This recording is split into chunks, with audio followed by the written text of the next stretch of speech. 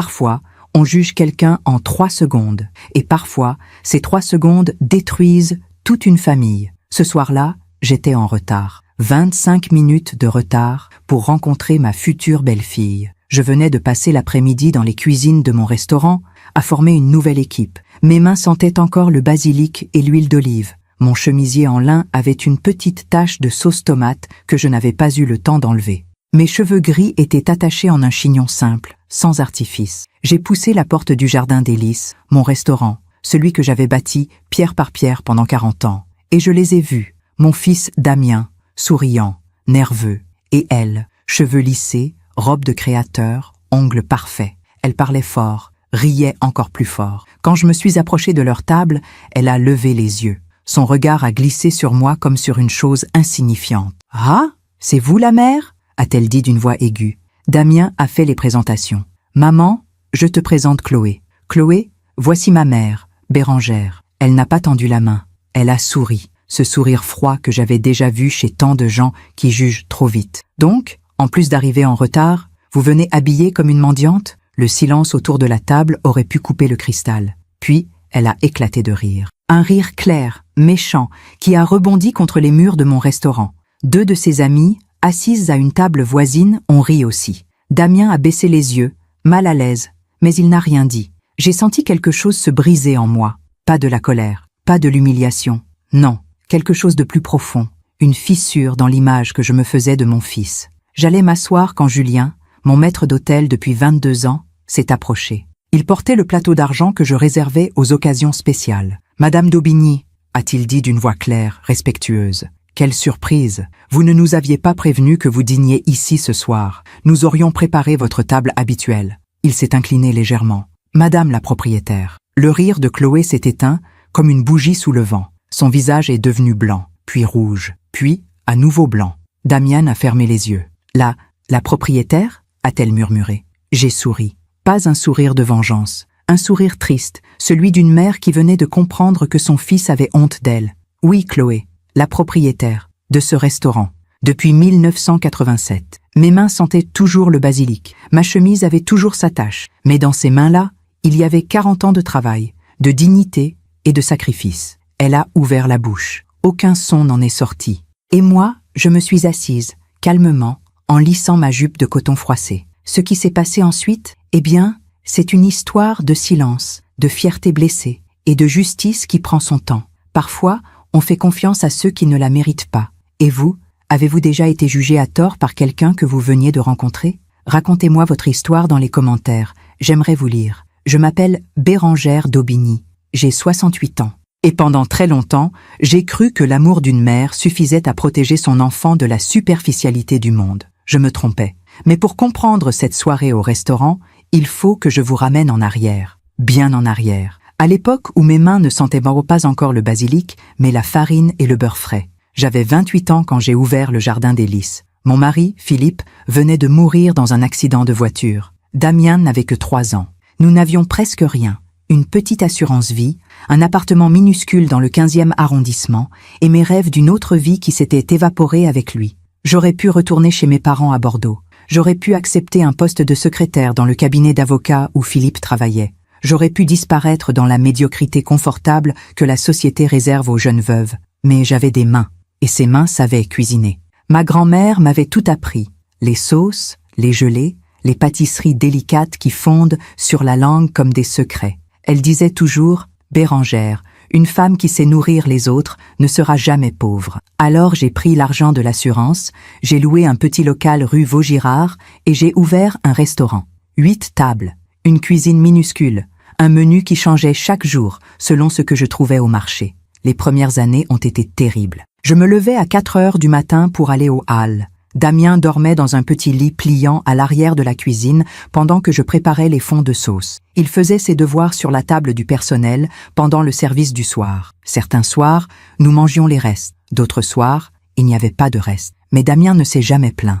Il grandissait entre les odeurs de thym et de vin rouge, entre les conversations des clients et le cliquetis des assiettes. Il m'aidait à mettre la table. Il souriait aux habitués. Il était mon petit prince du Jardin des Lys. « Maman, me disait-il en rentrant de l'école, quand je serai grand, je travaillerai avec toi. On agrandira le restaurant, On aura 100 tables.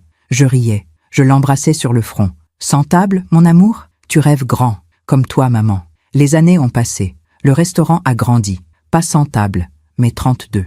Une étoile au Michelin en 1996. Une critique élogieuse dans le Figaro. Des clients qui réservaient 3 mois à l'avance. Damien a fait des études de commerce. Il voulait m'aider à développer l'entreprise, disait-il. Mais quelque chose avait changé. Il parlait différemment. Il s'habillait différemment. Il fréquentait des gens qui ne regardaient jamais mes mains tachées de farine, seulement mon compte en banque. Quand il m'a annoncé qu'il voulait me présenter sa fiancée, j'étais heureuse. Enfin, mon fils allait fonder une famille. Peut-être même que je deviendrais grand-mère un jour. Elle s'appelle Chloé, m'avait-il dit au téléphone. Elle travaille dans la mode. Elle est élégante, moderne. Il avait hésité avant d'ajouter « Maman, ce soir-là, tu pourrais peut-être, enfin tu vois, t'habiller un peu ?» Mon cœur s'était serré. Mais j'avais dit oui, bien sûr que oui. Sauf que ce jour-là, j'avais passé l'après-midi à former une nouvelle brigade en cuisine. J'avais perdu la notion du temps. Et quand je suis arrivée au restaurant, mon restaurant, j'étais exactement ce que j'avais toujours été. Une femme qui travaille. Une femme dont les mains bâtissent, jour après jour. Mais pour Chloé, je n'étais qu'une mendiante en retard. Pendant que je raconte tout cela, je me demande d'où vous m'écoutez. Écrivez le nom de votre ville en commentaire. Il y a des moments dans la vie où l'on comprend que quelque chose a changé, mais on refuse de le voir. On se dit que c'est la fatigue, le stress, l'âge. On se ment à soi-même parce que la vérité fait trop mal. La première fois que j'ai senti cette distance entre Damien et moi, c'était 3 ans avant cette soirée catastrophique. Il avait 32 ans. Il venait de déménager dans un appartement à Neuilly-sur-Seine, un quartier que je ne connaissais pas, un monde que je ne comprenais pas. Je lui avais apporté une quiche lorraine, faite maison, comme je le faisais chaque dimanche depuis qu'il vivait seul. Quand il a ouvert la porte, il y avait des gens derrière lui, des amis, des verres de champagne, des rires. « Maman », a-t-il dit doucement, en prenant la quiche de mes mains, « tu aurais dû appeler avant de venir. » Il n'a pas dit « Entre, je vais te présenter ». Il n'a pas dit « Reste prendre un verre avec nous ». Il a pris ma quiche et il a refermé la porte, presque entièrement, comme si j'étais une livreuse. « Je t'appelle demain, d'accord ?» J'ai souri. « Bien sûr, mon chéri. Amuse-toi bien. » Je suis rentrée chez moi en métro. Mes mains sentaient le beurre et la crème fraîche. Et je me suis dit, il a sa vie, c'est normal, il grandit. Mais dans le silence de mon appartement, j'ai pleuré. Les mois ont passé. Les petites trahisons se sont accumulées, discrètes comme des grains de sable. Un déjeuner annulé à la dernière minute. Un appel qui tombait sur le répondeur. Des conversations de plus en plus courtes. « Comment va le restaurant, maman ?»« Très bien, mon chéri. Et toi, comment ?»« Écoute, je dois te laisser. On se rappelle. » Clic. Je travaillais de plus en plus. Le restaurant était devenu mon refuge. Là, au moins, j'avais ma place. Là, mes mains avaient un sens. Là, les gens me respectaient. Un soir, Damien est venu dîner au Jardin des Lys avec des associés. Des hommes en costume sombre, des montres qui valaient plus que mes premiers fourneaux. Je suis sortie de la cuisine pour les saluer. J'avais mon tablier, mes cheveux attachés, mon visage rouge de la chaleur des plaques. Damien m'a présenté rapidement. Ma mère, Bérangère, pas la propriétaire, pas la chef, juste ma mère, comme si c'était une excuse. L'un des hommes a souri poliment. « Ah, madame travaille ici? C'est charmant, travaille ici, comme si j'étais une employée. » Damien n'a pas corrigé, il a détourné les yeux. J'ai souri, j'ai servi le vin, j'ai fait mon travail. Mais cette nuit-là, en fermant le restaurant, j'ai regardé mes mains sous la lumière froide de la cuisine. Ces mains qui avaient tout bâti, ces mains qui sentaient encore le thym et l'ail. Ces mains qui n'étaient pas assez élégantes pour le monde de mon fils. Ma grand-mère avait tort, finalement. Une femme qui sait nourrir les autres peut quand même devenir invisible. Puis, il y a eu cet appel. Celui qui a tout changé. « Maman, j'ai quelque chose à te dire. Je vais me marier. » Mon cœur a bondi. « Oh, Damien, c'est merveilleux. Oui, elle s'appelle Chloé. Je veux que tu la rencontres. Bien sûr. Quand? Où? Je peux préparer un dîner ici, à la maison, ou au restaurant si tu préfères. »« Non, maman. » Sa voix était ferme. « On va dîner au Jardin des Lys, mais comme des clients normaux. Réserve une table pour nous 3. Et, s'il te plaît, » il a hésité. « S'il te plaît, habille-toi bien. Chloé vient d'un milieu, tu vois, elle est habituée à certaines choses. » J'ai serré le téléphone si fort que mes doigts sont devenus blancs. Je comprends, mon chéri. Mais je ne comprenais rien. Je sentais juste que mon fils avait honte de moi et qu'il voulait que je devienne quelqu'un d'autre pour plaire à une femme que je ne connaissais même pas. Ce soir-là, j'ai ouvert mon armoire. J'ai regardé mes vêtements simples, mes chemisiers en lin, mes jupes de coton. J'ai touché mes mains calleuses, et je me suis demandé, qui suis-je en train de devenir pour lui? Et vous? Avez-vous déjà eu l'impression de ne pas être assez bien pour quelqu'un que vous aimiez? Dites-moi dans les commentaires. Il y a une violence silencieuse dans le fait de se renier pour plaire à quelqu'un d'autre. Une violence qui ne laisse pas de bleu, pas de cicatrices visibles. Juste une érosion lente de ce que l'on est. Et moi, Bérengère d'Aubigny, femme qui avait tenu tête aux critiques gastronomiques les plus féroces de Paris, qui avait bâti un empire avec ses 2 mains et son courage, je me suis laissée éroder, par amour maternel. Le matin de cette rencontre fatidique, je me suis réveillée à 5 heures, comme d'habitude. Mais au lieu d'aller au marché, je suis restée assise sur mon lit, les mains sur les genoux, à regarder mon armoire ouverte. Qu'est-ce qu'une femme de 68 ans porte pour impressionner une future belle-fille qui vient d'un certain milieu? J'ai appelé ma sœur, Mathilde. Elle vit à Lyon, elle travaille dans une galerie d'art, elle connaît ces codes sociaux qui m'ont toujours échappé. Mathilde, j'ai besoin de toi. Damien se marie. Oh, Béré, c'est merveilleux. Elle était sincèrement heureuse. Quand est-ce que je rencontre la future mariée? Ce soir. Et j'ai peur. Il y a eu un silence. Ma sœur me connaît trop bien. Peur de quoi? De ne pas être à la hauteur. Bérengère, tu es la femme la plus digne que je connaisse. Mais je ne suis pas élégante, pas comme il faudrait. Damien m'a demandé de faire un effort. J'ai entendu Mathilde prendre une grande inspiration. Il t'a demandé ça? Oui. Un autre silence. Puis, écoute-moi bien. Va chez Galeries Lafayette. Achète une robe simple, noire ou bleu marine. Des chaussures à petits talons. Va chez le coiffeur. Mais Bérengère, oui, reste toi-même. Une robe ne te définit pas. J'ai remercié ma sœur. Mais ces mots m'ont traversé sans vraiment me toucher. J'étais déjà ailleurs, déjà en train de me transformer en quelqu'un d'autre. J'ai passé l'après-midi à faire ce que je ne faisais jamais, du shopping. Les vendeuses me regardaient avec cette politesse professionnelle qui cache mal la pitié. Une femme de mon âge, seule, touchant des tissus qu'elle n'a pas l'habitude de porter. C'est pour une occasion spéciale, madame. Je rencontre ma future belle-fille. Oh, comme c'est charmant. La vendeuse avait ce sourire trop large. Alors, il faut quelque chose de chic, mais discret. Pas trop voyant. On ne veut pas faire d'ombre à la jeune femme, n'est-ce pas? On ne veut pas faire d'ombre. Ces mots sont restés plantés en moi, comme des épines. J'ai acheté une robe, bleu nuit. Simple, élégante, disait la vendeuse. Des escarpins à petits talons qui me faisaient mal aux pieds dès le premier pas.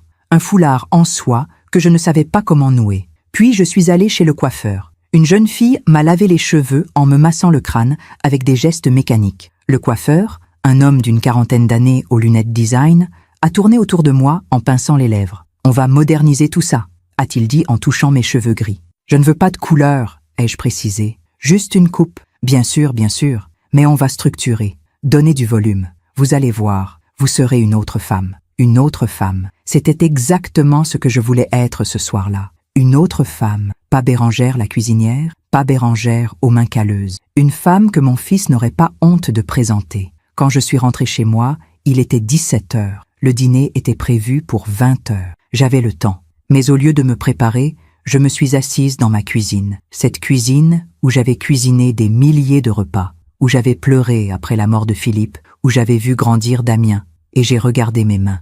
Elles étaient propres, les ongles coupés courts, comme toujours, quelques taches de vieillesse, des cicatrices minuscules, souvenirs de 40 ans de couteau et de plaques brûlantes. Ces mains-là avaient pétri du pain à 4 heures du matin, quand Damien avait 2 ans et que nous n'avions rien à manger. Ces mains-là avaient signé le premier bail du jardin des Lys. Ces mains-là avaient essuyé les larmes de mon fils quand il rentrait de l'école en pleurant parce que les autres enfants se moquèrent de lui, l'enfant sans père. Ces mains-là avaient bâti tout ce que nous avions. Et maintenant, il fallait les cacher, les rendre présentables, les rendre invisibles. J'ai ouvert un tiroir et j'ai sorti une petite boîte en velours bleu. À l'intérieur, il y avait une bague, l'alliance de ma grand-mère. Elle me l'avait donnée avant de mourir. Porte-la quand tu as besoin de courage, Bérengère. Je l'ai glissée à mon doigt. Le métal était froid, rassurant. À 19 heures, j'étais prête. Robe bleu nuit, cheveux coiffés, chaussures qui me torturèrent les pieds, un peu de rouge à lèvres, un peu de parfum. Je me suis regardée dans le miroir de l'entrée. La femme qui me fixait était élégante, discrète, présentable. Mais ce n'était pas moi. J'ai pris mon sac et je suis sortie. Mais au lieu de prendre un taxi, j'ai marché. J'avais besoin d'air. J'avais besoin de réfléchir. Les rues de Paris étaient belles ce soir-là. Une lumière dorée de fin d'après-midi. Les terrasses de café pleines de rire. Des couples qui marchaient main dans la main. Le monde continuait. indifférent à mon petit drame personnel. En marchant, j'ai pensé à Philippe. S'il avait été là, qu'aurait-il dit? Béré, tu es magnifique tel que tu es. Ne change jamais. Mais Philippe n'était pas là. Et peut-être que s'il avait été là, Damien serait différent. Peut-être qu'il n'aurait pas cette honte diffuse qui semblait le ronger. Quand je suis arrivé devant le jardin des lys, j'ai senti mon cœur se serrer. Mon restaurant, mon sanctuaire, mon œuvre. Julien, mon maître d'hôtel, était déjà à l'entrée. Il m'a vu arriver et son visage s'est illuminé. « Madame d'Aubigny, quelle élégance ce soir !»« Merci Julien, mon fils est déjà arrivé ?»« Oui madame, avec une jeune femme. » Il a hésité. Une jeune femme très animée. Quelque chose dans son ton m'a alerté. Julien était l'homme le plus diplomate que je connaissais. S'il trouvait quelqu'un animé, c'était mauvais signe. Où sont-ils? Table 12, près de la fenêtre, ma table préférée.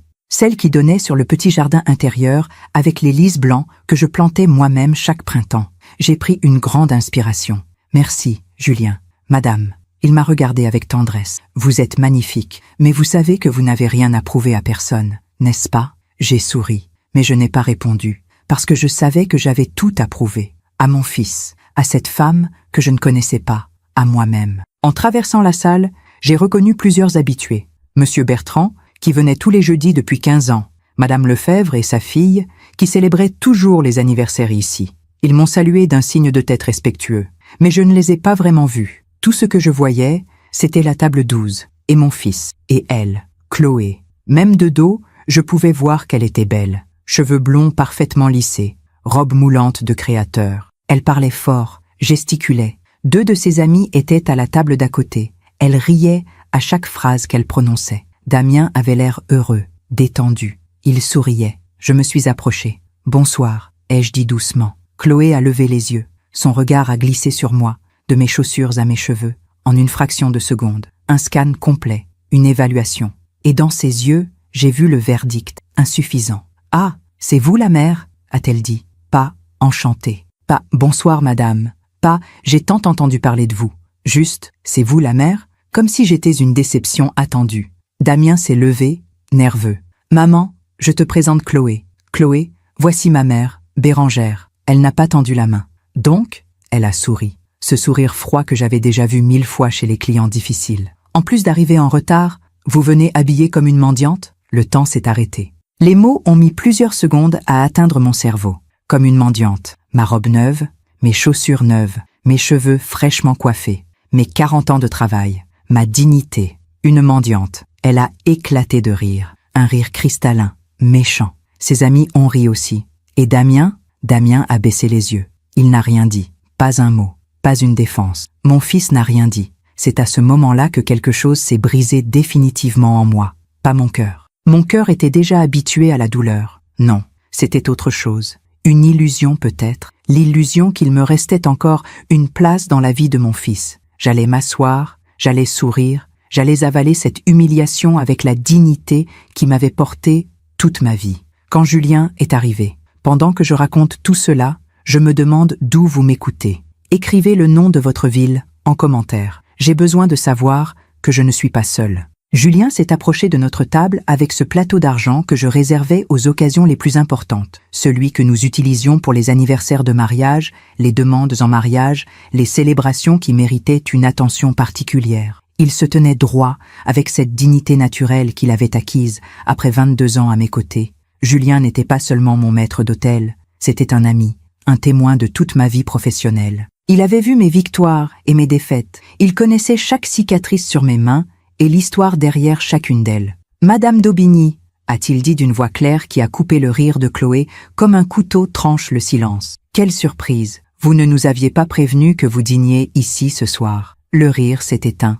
Chloé a regardé Julien comme si elle venait de remarquer sa présence pour la première fois. Ses amis, à la table voisine, ont cessé de glousser. « Nous aurions préparé votre table habituelle » a continué Julien.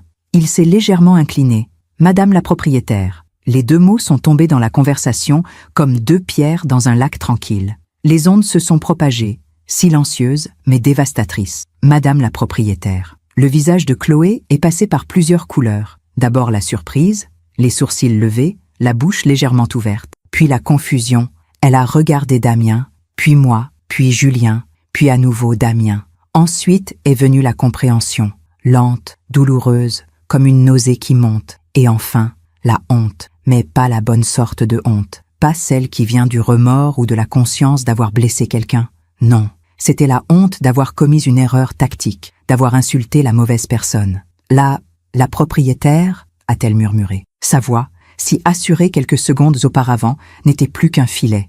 J'ai regardé mon fils. Damien avait fermé les yeux. Ses mains étaient de crispées sur la nappe blanche. Il ne me regardait pas. Il ne regardait personne. Il semblait vouloir disparaître sous la table. Et dans ce moment, j'ai compris quelque chose de terrible. Il avait honte, mais pas de Chloé. Non, il avait honte que la vérité soit révélée. Il aurait préféré que je reste la mère effacée, discrète, celle qu'on présente rapidement avant de passer à autre chose. Il n'avait jamais voulu que Chloé sache qui j'étais vraiment. J'ai souri. Pas un sourire de triomphe, pas un sourire de vengeance. Un sourire triste, celui d'une mère qui vient de perdre quelque chose qu'elle ne pourra jamais récupérer. Oui, Chloé, ai-je dit doucement, la propriétaire de ce restaurant, depuis 1987. J'ai levé mes mains, ces mains qui sentaient encore le basilic malgré le savon parfumé que j'avais utilisé, et je les ai posées sur la table. Ces mains-là ont construit tout ce que vous voyez ici, les murs, les tables, la réputation, tout.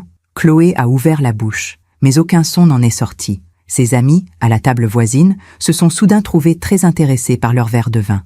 L'une d'elles a même sorti son téléphone, comme pour se donner une contenance. « Madame » a dit Julien en me tirant une chaise. « Puis-je vous apporter votre apéritif habituel ?»« Merci, Julien. Un Lillet, s'il te plaît. »« Tout de suite, madame. » Il est parti, me laissant seule face à cette table où le silence était devenu assourdissant. Je me suis assise. J'ai lissé ma jupe. Cette jupe neuve que j'avais achetée pour paraître présentable. J'ai touché la bague de ma grand-mère à mon doigt.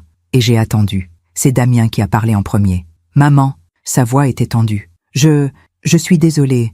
Je pensais que tu arriverais plus tôt. Pas « je suis désolée qu'elle t'ait insulté ». Pas « je suis désolée de ne pas t'avoir défendu ». Non, il était désolé que je sois arrivée en retard, que je n'ai pas respecté le plan, que je l'ai embarrassé. J'étais en cuisine, ai-je répondu calmement. Nous avons une nouvelle équipe. Je formais le jeune pâtissier. Tu sais comment c'est, Damien. Enfin, tu savais. Le reproche était subtil, mais il était là. Il y a eu un temps, pas si lointain, où Damien savait exactement comment fonctionnait ce restaurant, où il passait ses après-midi d'été à m'aider en cuisine, où il connaissait le nom de chaque fournisseur, chaque habitué, chaque recette. Mais ce temps-là était révolu. Chloé a toussé, une petite toux délicate, artificielle, le genre de toux qu'on fait quand on veut reprendre le contrôle d'une situation qui nous échappe. « Madame d'Aubigny » a-t-elle commencé. Sa voix était différente maintenant, plus douce, presque mielleuse. Je ne savais pas. Damien ne m'avait pas dit que vous étiez... Enfin, que vous possédiez cet établissement. Cet établissement. Comme si c'était une petite boutique sans importance. Vraiment ? Ai-je demandé en regardant mon fils. Tu ne lui avais pas dit ? Damien a bu une gorgée d'eau. Ses doigts tremblaient légèrement autour du verre. Si, je lui avais dit. Mais, enfin, tu sais, on a parlé de tellement de choses. Elle a dû oublier. Chloé a acquiescé avec enthousiasme. Trop d'enthousiasme. Oui, exactement. J'ai dû confondre, avec tout ce que Damien me raconte sur vous, votre vie, votre travail. Elle cherchait ses mots. J'ai dû mal comprendre. Elle mentait. Cela se voyait dans la façon dont ses yeux fuyaient les miens, dans la façon dont elle jouait nerveusement avec son bracelet. Un bracelet qui avait l'air horriblement cher. Damien ne lui avait rien dit. Ou pire, il lui avait dit, mais en minimisant, en faisant comme si ce restaurant n'était qu'un petit commerce familial. Rien d'important, rien dont il fallait parler. Julien est revenu avec mon Lillet. Il a posé le verre devant moi avec une attention particulière, puis il s'est penché légèrement pour me murmurer « Madame, chef Arnaud demande si vous voulez qu'il prépare quelque chose de spécial ce soir. Dis-lui de me surprendre, ai-je répondu. Comme d'habitude. Très bien, madame. Quand Julien s'est éloigné, j'ai vu Chloé et ses amis échanger un regard. Un regard que je connaissais bien. Le regard de gens qui réalisent qu'ils ont commis une erreur sociale majeure et qui cherchent maintenant à réparer les dégâts. L'une des amies, une brune avec des lunettes de soleil sur la tête malgré l'heure tardive, s'est penchée vers notre table. « Excusez-moi, mais c'est vraiment votre restaurant ? Le Jardin des Lys ? » « Oui, ai-je répondu simplement. « Oh mon Dieu !» Elle a porté sa main à sa bouche comme si elle venait d'assister à un miracle. « Mais c'est une institution. J'ai lu un article sur vous dans Elle il y a quelques mois, la reine discrète de la gastronomie parisienne. C'était vous ? J'ai hoché la tête. La brune a regardé Chloé avec un mélange d'incrédulité et de reproche. « Chloé, tu ne m'avais pas dit que la mère de Damien était Bérengère d'Aubigny ?» Chloé a ri, un rire nerveux, forcé. « Si, je te l'avais dit, tu n'écoutes jamais !» Elle mentait encore, et tout le monde le savait. Le dîner qui a suivi a été l'un des plus étranges de ma vie. Chloé s'est transformée. Elle est devenue charmante, attentionnée, posant des questions sur le restaurant, sur mes recettes, sur mon parcours. Mais c'était une performance. Je voyais bien que derrière ses sourires, derrière ses exclamations admiratives, il y avait du calcul. Elle avait compris que j'avais de l'argent, que j'avais du pouvoir, que j'étais quelqu'un qu'il fallait ménager. « Madame d'Aubigny », a-t-elle dit en grignotant délicatement son entrée, un carpaccio de Saint-Jacques que chef Arnaud avait préparé spécialement pour moi. « J'aimerais tellement que vous me racontiez comment vous avez commencé. Une femme seule, dans les années 80, ça a dû être tellement difficile. »« Ça l'était, » ai-je répondu. « Mais regardez où vous en êtes maintenant. » Elle a écarté les bras comme pour englober toute la salle. « C'est inspirant. Franchement, vous êtes un modèle pour toutes les femmes. » Un modèle. Quelques minutes plus tôt, j'étais une mendiante. J'ai regardé Damien. Il mangeait en silence, les yeux fixés sur son assiette. Il n'a pas levé les yeux une seule fois pendant tout le repas. Vers 22 heures, alors que nous finissions le dessert, une tarte tatin que j'avais perfectionnée pendant des années, Chloé s'est excusée pour aller aux toilettes. Ses deux amis l'ont suivie, naturellement. Je me suis retrouvée seule avec mon fils. Le silence entre nous était épais, presque tangible. On aurait pu le couper au couteau. « Damien », ai-je dit doucement. Il a levé les yeux. Pour la première fois de la soirée, il m'a vraiment regardé. « Maman, pourquoi tu ne lui avais pas dit ?»« Je lui avais dit », a-t-il murmuré. « Je te jure. Mais elle n'a pas compris. Ou elle a oublié. Je ne sais pas. Tu as honte de moi. Ce n'était pas une question. C'était une constatation. « Non !» Il a secoué la tête avec véhémence. « Non, maman. Jamais. Comment peux-tu penser ça? Alors pourquoi tu ne m'as pas défendu quand elle m'a insulté ?» Il a ouvert la bouche, l'a refermée. Ses yeux se sont remplis de larmes. Je ne savais pas quoi dire. J'étais choquée. Tu étais choquée, ai-je répété. Ton fils, mon fils, était tellement choqué qu'il n'a pas pu prendre la défense de sa mère. Maman, s'il te plaît, est-ce que tu l'aimes, au moins? La question l'a surpris. Il a cligné des yeux. Quoi, Chloé? Est-ce que tu l'aimes vraiment? Ou est-ce qu'elle représente quelque chose que tu penses devoir avoir? Il n'a pas répondu. Pas tout de suite. Et dans ce silence, j'ai trouvé ma réponse. Quand Chloé est revenue des toilettes, elle était encore plus radieuse qu'avant. Elle s'est assise et a posé sa main sur celle de Damien. Un geste possessif plus que tendre. « Madame d'Aubigny ?» a-t-elle dit avec un sourire éclatant. « J'ai une faveur à vous demander. » « Oui, Damien et moi, nous nous marions en juin, et nous cherchons encore un lieu pour la réception. » Elle a fait une pause dramatique. « Est-ce que ce serait possible d'organiser notre mariage ici, au Jardin des Lys? Ce serait tellement parfait. » J'ai senti mon sang se glacer. Elle voulait se marier dans mon restaurant, après m'avoir insultée, après m'avoir traitée de mendiante. Et ce qui était encore plus terrible, c'est que je voyais la logique derrière cette demande. Elle voulait impressionner ses amis. Elle voulait pouvoir dire « Nous nous sommes mariés au Jardin des Lys, vous savez, le restaurant de ma belle-mère. » Elle voulait utiliser mon travail, mon nom, ma réputation comme un accessoire de mode. J'ai regardé Damien. Il ne me regardait pas. Il jouait avec sa serviette, les yeux baissés. « C'est une belle idée, » ai-je dit lentement. « Mais tu comprends, Chloé, que le restaurant est complet pour les 6 prochains mois. Nous avons des réservations qui datent de l'année dernière. »« Oh, mais... » Elle a serré la main de Damien. « Vous pourriez sûrement faire une exception? Pour votre fils? Pour votre fils. » Ces mots auraient dû me toucher. Ils auraient dû faire fondre ma résistance. Mais tout ce que j'entendais, c'était « Vous me devez bien ça, après tout. » J'ai pris une gorgée de mon vin. J'ai touché la bague de ma grand-mère. Et j'ai souri. « Nous verrons, » ai-je dit. « Laisse-moi y réfléchir. » Ce n'était ni un oui, ni un non. C'était une porte entr'ouverte. Et dans l'art de la manipulation sociale, une porte entr'ouverte vaut parfois mieux qu'une réponse définitive. Chloé a souri, satisfaite. Mais moi, en rentrant chez moi ce soir-là, dans le taxi qui traversait Paris endormi, j'ai pleuré. Pas de rage, pas de tristesse, même. J'ai pleuré parce que j'avais compris quelque chose que je ne voulais pas comprendre. Mon fils était en train de m'échapper, et la femme qu'il avait choisie n'en voulait pas à lui. Elle en voulait à ce qu'il représentait, à ce que je représentais. Elle voulait le restaurant, le nom, l'image. Mais elle ne m'avait jamais vue, moi, Bérengère, la femme, la mère, celle qui avait tout construit avec ses mains. Pour elle, je n'étais qu'un faire-valoir. Je me demande encore si j'aurais dû dire non ce soir-là. Et vous, qu'auriez-vous fait à ma place? Dites-le moi dans les commentaires. Parfois, j'ai besoin de savoir que je ne suis pas folle. Les jours qui ont suivi ce dîner catastrophique ont été étranges. Comme si je marchais dans un brouillard épais, où les contours de ma vie devenaient flous, incertains. Damien m'appelait tous les jours, ce qui ne lui était pas arrivé depuis des années. « Maman, comment vas-tu ? Maman, tu as réfléchi pour le mariage ? Maman, Chloé voudrait t'inviter à déjeuner. » À chaque appel, j'entendais quelque chose de nouveau dans sa voix. Pas de l'affection, pas du remords non plus. Non, c'était de l'urgence, presque de l'anxiété. Il voulait quelque chose. Et il avait peur que je le lui refuse. Une semaine après cette soirée, j'ai reçu un message de Chloé. Pas de Damien.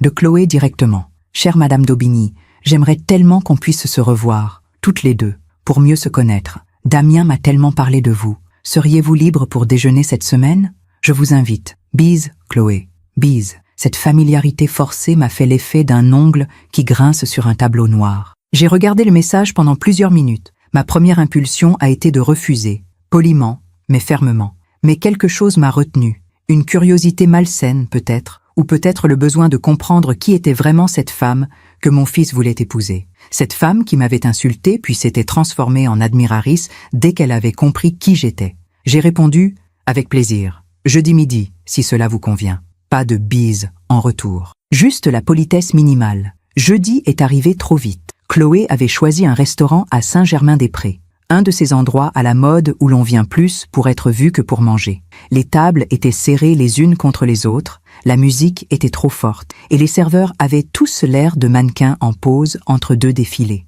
Quand je suis arrivée, Chloé était déjà là. Elle portait un tailleur blanc immaculé, des lunettes de soleil qu'elle a gardées sur la tête même à l'intérieur, et ce sourire éclatant qui semblait peint sur son visage. Madame d'Aubigny, elle s'est levée pour me faire la bise. 2 bises, comme si nous étions des amis de longue date. Comme c'est gentil d'être venu. Bonjour Chloé. Nous nous sommes assises. Un serveur est apparu immédiatement. Jeune, beau, sourire professionnel. Mesdames, puis-je vous apporter quelque chose à boire ? Un verre de champagne, a dit Chloé sans me consulter. Non, une bouteille. Nous fêtons quelque chose.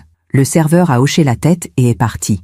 Nous fêtons quelque chose ? Ai-je demandé. Mais oui, notre future relation.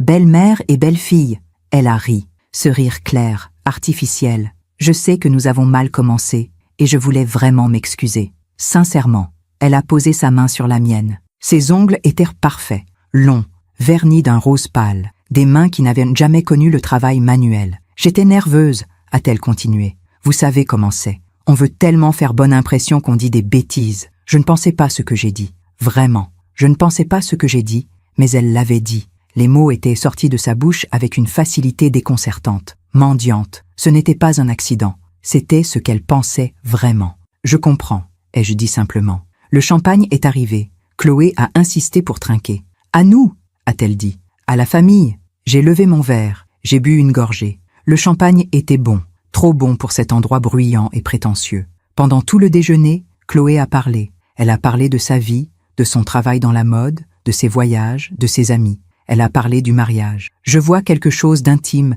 mais élégant. Vous voyez, pas trop de monde. Juste les gens qui comptent vraiment. Elle a parlé de Damien. Il est tellement ambitieux. Il va loin, je le sens. Avec le bon soutien, il pourrait vraiment devenir quelqu'un d'important. Devenir quelqu'un d'important. Comme s'il n'était rien maintenant. Comme s'il n'était qu'une matière brute qu'elle devait modeler. Et vous, Madame d'Aubigny, a-t-elle dit en piquant une feuille de salade avec sa fourchette, vous devez être tellement fière de lui. Un fils comme ça. Je suis fière, ai-je répondu. Mais pas pour les raisons que vous imaginez. Elle a levé les yeux, surprise. Comment ça ? Je suis fière de l'enfant qu'il a été. Du garçon qui m'aidait en cuisine. De l'adolescent qui ne se plaignait jamais, même quand nous n'avions presque rien. J'ai posé ma fourchette. Je suis moins fière de l'homme qu'il est devenu. Le silence qui a suivi était lourd. Chloé a cligné des yeux plusieurs fois, comme si elle venait de recevoir une gifle invisible. Je ne comprends pas. Vous comprenez très bien, Chloé. Elle a ri, un rire nerveux. Madame d'Aubigny, je pense que vous me jugez mal. Je sais que j'ai fait une mauvaise première impression, mais je vous assure que... Pourquoi voulez-vous épouser mon fils ? La question l'a arrêtée net. Elle a ouvert la bouche, l'a refermée. Parce que je l'aime, évidemment. Vraiment ? Bien sûr. J'ai bu une gorgée de champagne. J'ai regardé cette jeune femme, si belle, si sûre d'elle, et j'ai vu quelque chose de triste, une vacuité, une absence. Vous savez ce qui est intéressant, Chloé ? Ai-je dit doucement. Pendant tout ce déjeuner, Vous avez parlé de vous, de votre travail, de vos amis, de votre vision du mariage. Mais vous n'avez pas parlé une seule fois de Damien, de qui il est vraiment, de ce qu'il aime, de ce qu'il fait rire ou pleurer. Elle a rougi. Ce n'est pas vrai. Quel est son plat préféré? Quoi? Son plat préféré? Celui qu'il mangeait quand il était enfant et qui le réconforte encore aujourd'hui. Elle a hésité. Je ne sais pas. C'est le gratin dauphinois, celui que je faisais tous les dimanches, avec beaucoup de crème et d'ail. J'ai souri tristement. Mais vous ne le savez pas, parce que vous ne lui avez jamais demandé. Le déjeuner s'est terminé dans un malaise palpable. Chloé a payé l'addition, avec la carte de crédit de Damien, j'ai remarqué, et nous nous sommes séparés avec des sourires forcés et des promesses vides. On se rappelle très vite, a-t-elle dit. Bien sûr, mais nous savions toutes les deux que c'était faux. En rentrant chez moi, j'ai marché. Paris était magnifique ce jour-là. Un ciel d'un bleu profond, une lumière dorée qui dansait sur la Seine. Les touristes prenaient des photos devant Notre-Dame. Les couples se promenaient main dans la main. Et moi, je marchais seule, les mains dans les poches, le cœur lourd. J'ai fini par m'arrêter dans un café près de chez moi. Un petit café de quartier où personne ne me connaissait. J'ai commandé un thé et je me suis assise près de la fenêtre. C'est là que je les ai vus. Damien et Chloé. Ils étaient de l'autre côté de la rue, devant une vitrine d'agence immobilière. Ils regardaient des annonces, collées l'un contre l'autre, riant. Mon premier réflexe a été de me lever, de traverser la rue, de les rejoindre. Mais quelque chose m'a retenu. Leur langage corporel. La façon dont Chloé montrait une annonce du doigt. La façon dont Damien hochait la tête, sérieux. Et puis, ils sont entrés dans l'agence. Je suis restée figée, ma tasse de thé à mi-chemin entre la table et mes lèvres. Ils cherchaient un appartement. C'était normal. Ils allaient se marier. Bien sûr qu'ils cherchaient un endroit où vivre ensemble. Mais pourquoi maintenant? Pourquoi ne m'en avaient-ils pas parlé? 1 heure plus tard, ils sont ressortis. Chloé avait des brochures dans les mains. Elle parlait avec animation, gesticulant. Damien l'écoutait, les mains dans les poches. Ils se sont arrêtés devant un café. Pas celui où j'étais, heureusement. Ils se sont assis en terrasse. Je savais que je devais partir, que je ne devais pas espionner mon propre fils, que c'était pathétique, mais je n'arrivais pas à bouger. J'ai payé mon thé. Je suis sortie. Et comme une voleuse, comme une étrangère dans ma propre ville, je me suis approchée. Pas trop près, juste assez pour entendre. Ils étaient assis côte à côte, leurs têtes penchées sur les brochures. La voix de Chloé portait dans l'air printanier. Celui-là est parfait. 180 mètres carrés, vue sur le Luxembourg, 2 chambres, 1 bureau. Et regarde le prix. C'est hors de notre budget, Chloé. Notre budget peut-être, mais pas celui de ta mère. Le monde s'est arrêté. Quoi? A dit Damien. Réfléchis. Elle a ce restaurant. Elle a de l'argent. Elle n'a personne d'autre que toi. Chloé a posé sa main sur celle de Damien. Elle va t'aider. C'est ce que font les mères, non? Il y a eu un silence. Je ne sais pas, Chloé. Elle a travaillé dur pour ce qu'elle a. Je ne peux pas lui demander. Tu ne lui demandes rien. Moi, je lui demande. Elle a souri. En fait, je ne lui demande même pas. Je lui fais comprendre que ce serait généreux de sa part, que c'est ce qu'on attend d'une mère qui veut le bonheur de son fils. Mon sang s'est glacé. Et pour le mariage, a continué Chloé, si elle accepte de nous prêter le restaurant, ça nous fait économiser au moins 50 000 €. 50 000? Tu imagines ce qu'on peut faire avec cet argent? Je pensais que tu voulais vraiment te marier au Jardin des Lys, a dit Damien d'une voix étrange. Bien sûr que je veux. Chloé a ri. C'est prestigieux. Ça fera de belles photos.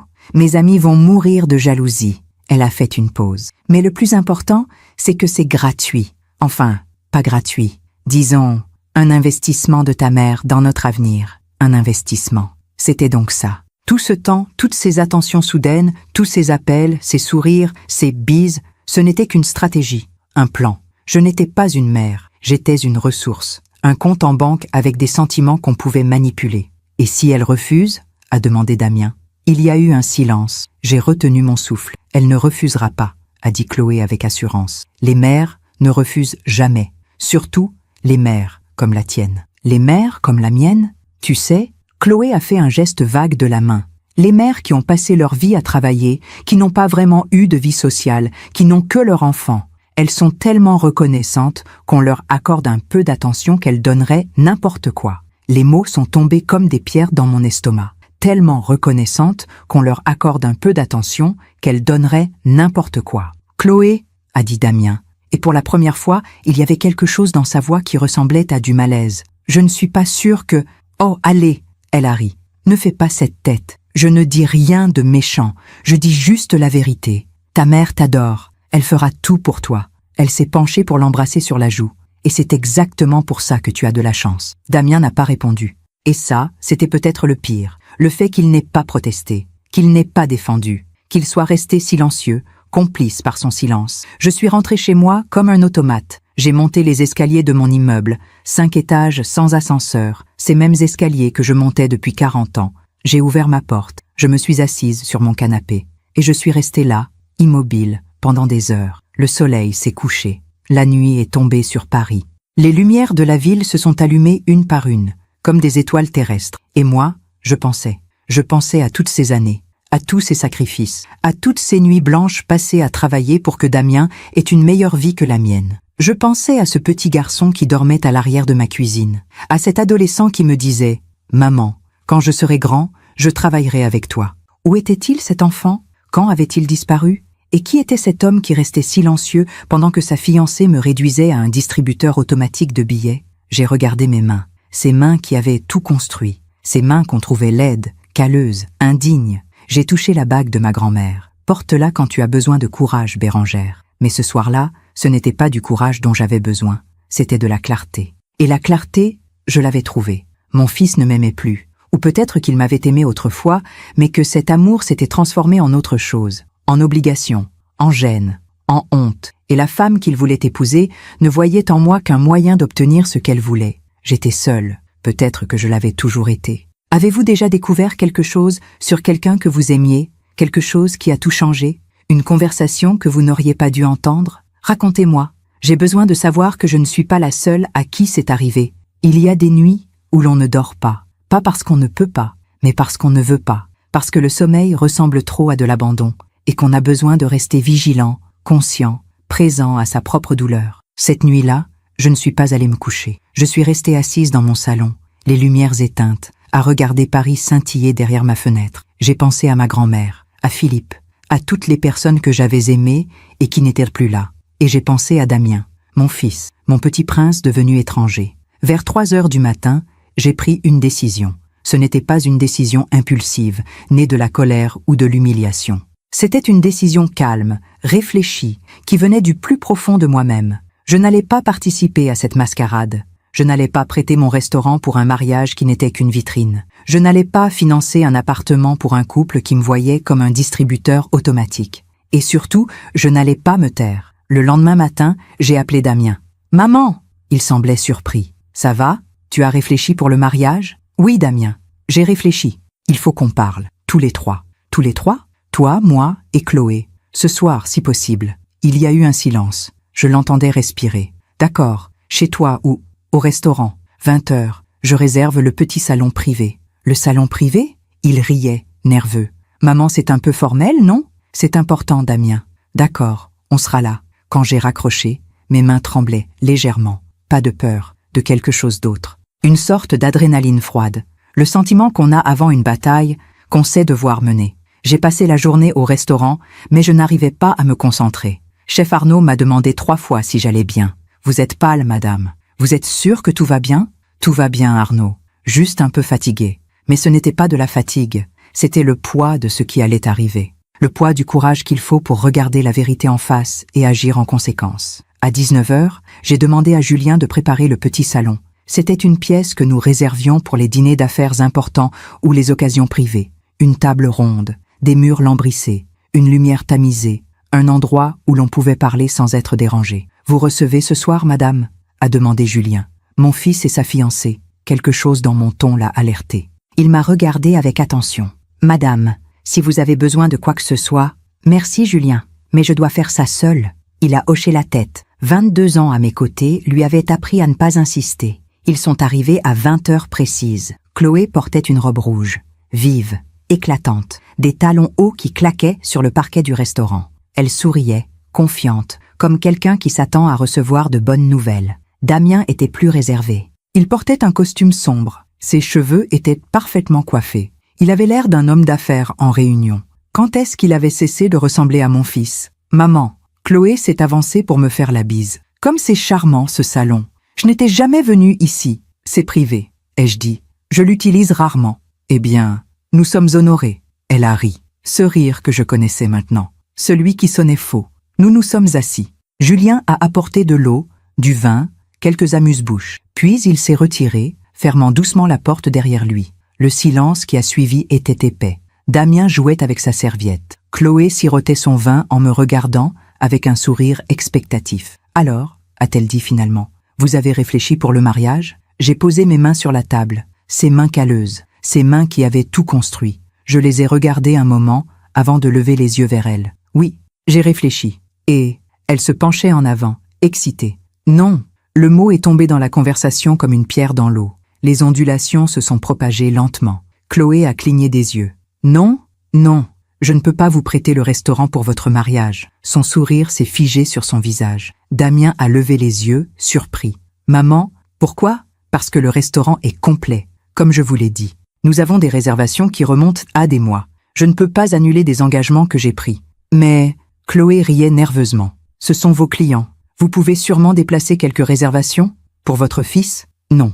Madame d'Aubigny, je ne comprends pas. » Sa voix montait légèrement. « C'est le mariage de votre fils. C'est important.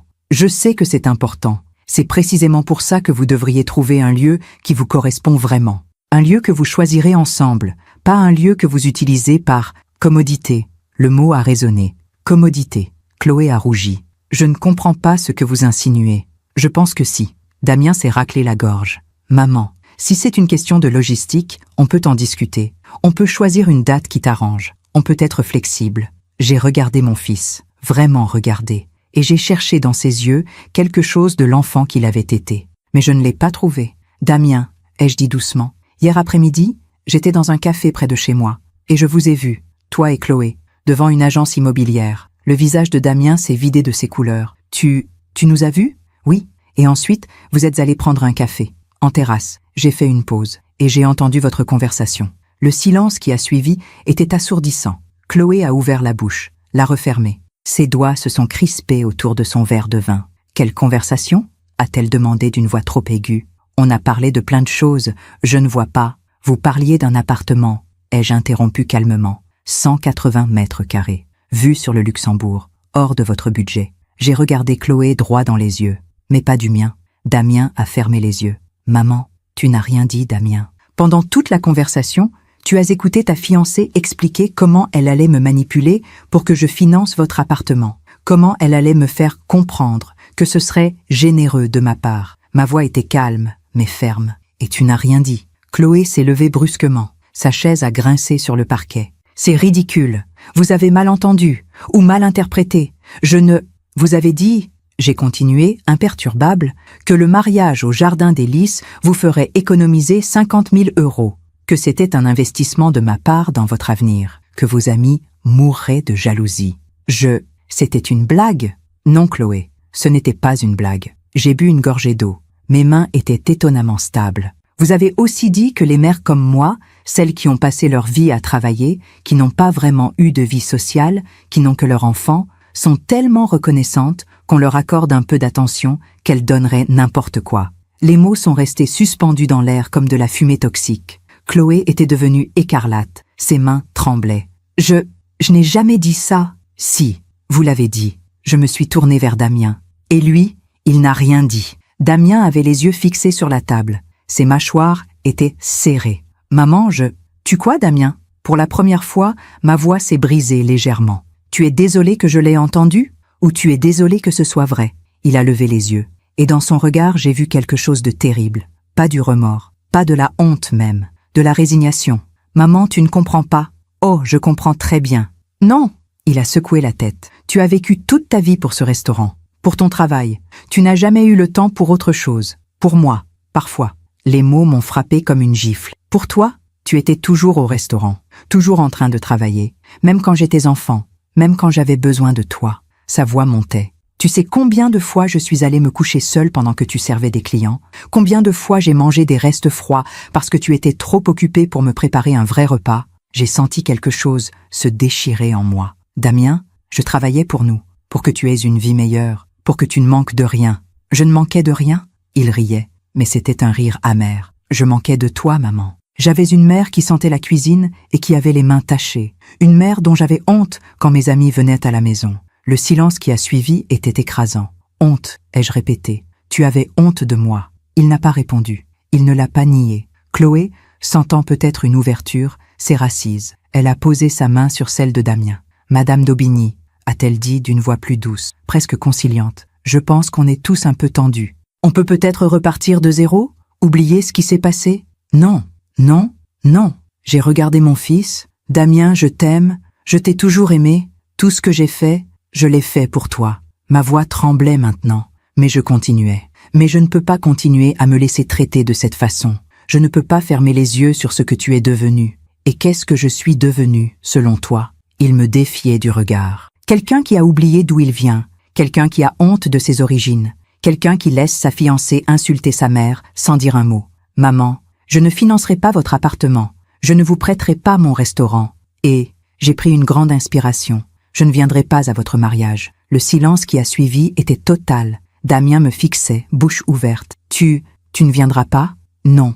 Tu es sérieuse? » Complètement. Chloé a éclaté. « C'est ridicule. Vous êtes sa mère. Vous ne pouvez pas manquer le mariage de votre propre fils. »« Je peux, et je le ferai. » J'ai regardé Damien. « Quand tu m'aimeras pour ce que je suis vraiment, et pas pour ce que je peux te donner, peut-être qu'on pourra reconstruire quelque chose. Mais pas avant. » Damien s'est levé. Son visage était dur, fermé. « Très bien. Si c'est ce que tu veux, ce n'est pas ce que je veux, Damien. C'est ce que je dois faire. » C'est la même chose. Il a pris son manteau. « Viens, Chloé, on s'en va. » Chloé s'est levée aussi, lançant un dernier regard vers moi. Un regard où je lisais de la colère, de l'incompréhension, mais aussi quelque chose d'autre, une sorte de calcul. Elle n'avait pas dit son dernier mot. « Madame d'Aubigny » a-t-elle dit en se dirigeant vers la porte, « j'espère que vous ne regretterez pas cette décision. » J'en doute. Ils sont partis. La porte du salon s'est refermée derrière eux avec un bruit sourd, et je me suis retrouvée seule. Je ne sais pas combien de temps je suis restée assise là, dans ce salon silencieux.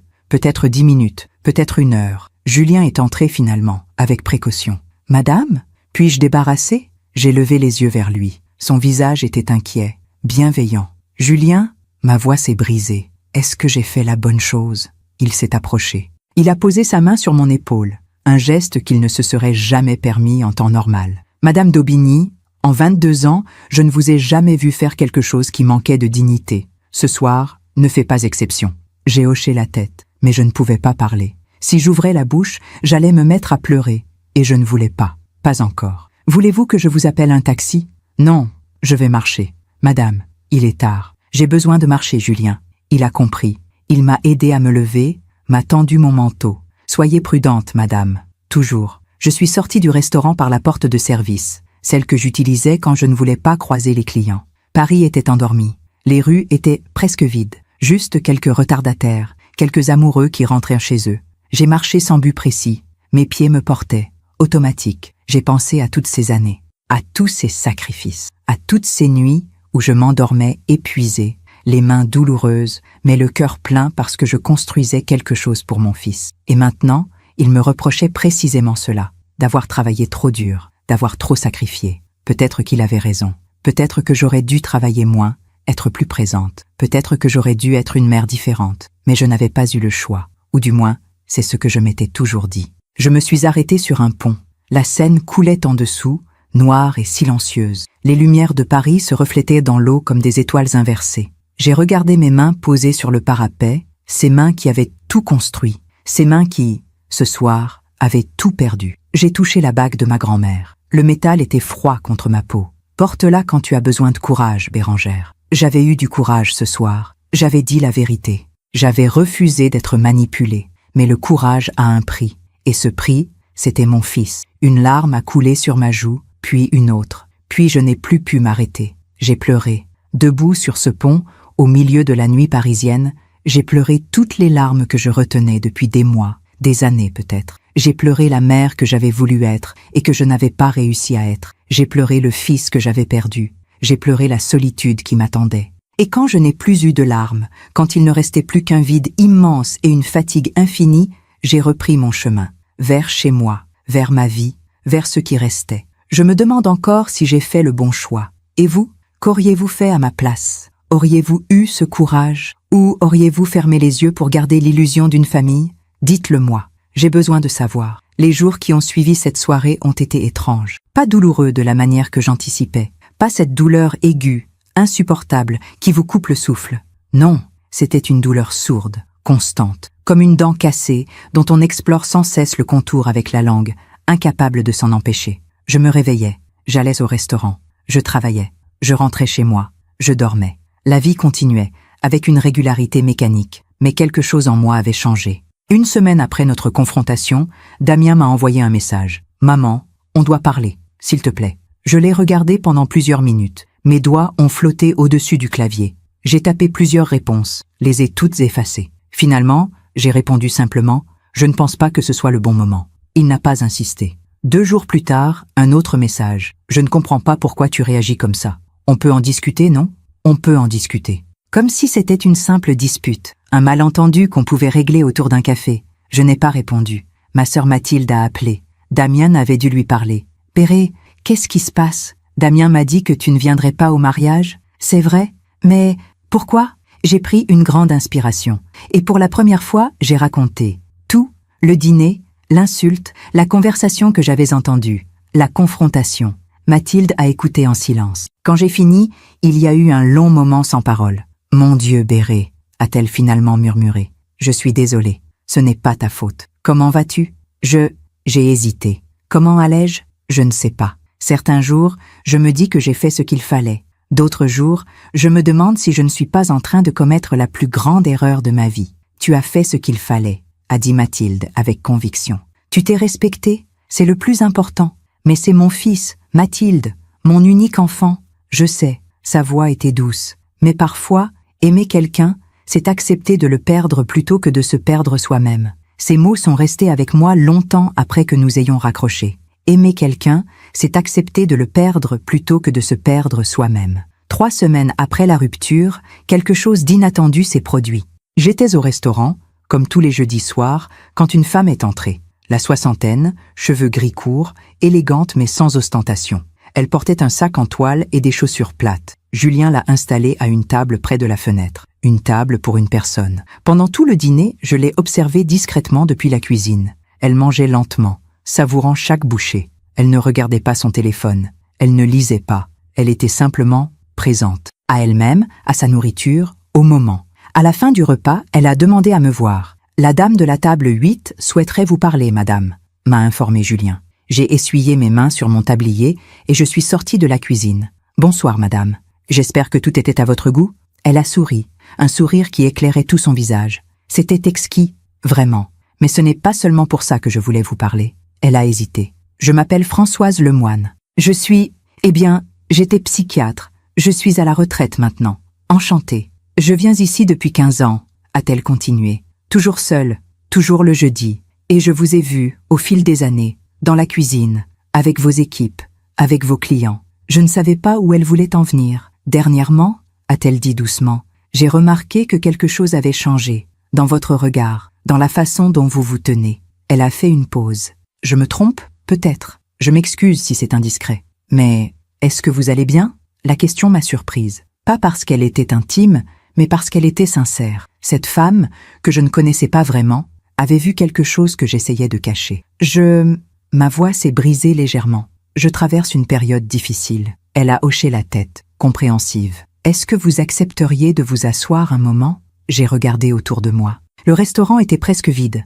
Le service du soir touchait à sa fin. D'accord. Je me suis assise en face d'elle. Et pour une raison que je ne comprends pas encore aujourd'hui, je lui ai tout raconté. À cette étrangère bienveillante, j'ai confié ce que je retenais depuis des semaines. Françoise m'a écoutée sans m'interrompre. Quand j'ai fini, elle a posé sa main sur la mienne. « Bérangère, je peux vous appeler Bérangère ?» J'ai hoché la tête. « Bérangère, je vais vous dire quelque chose que mes 40 ans de pratique m'ont appris. » Elle s'est penchée légèrement.